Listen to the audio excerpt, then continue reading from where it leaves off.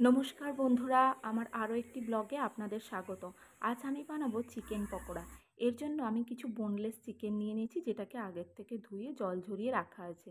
এই চিকেনের মধ্যে একে একে দিয়ে দিচ্ছি লঙ্কার গুঁড়ো, ধনে গুঁড়ো, গোলমরিচের গুঁড়ো, রসুন বাটা, আদা বাটা এবং কালো জিরে। এই সবগুলোকে দিয়ে ভালো করে একবার এটাকে মাখিয়ে নিলাম। এরপর এর মধ্যে দিয়ে দিলাম একটি ডিম, কর্নফ্লাওয়ার, চালের গুঁড়ি, কাঁচা লঙ্কা কুচি এবং অল্প একটু বেসন। এই সবগুলোকে দিয়ে আবার ভালোভাবে এটাকে মাখিয়ে নিলাম।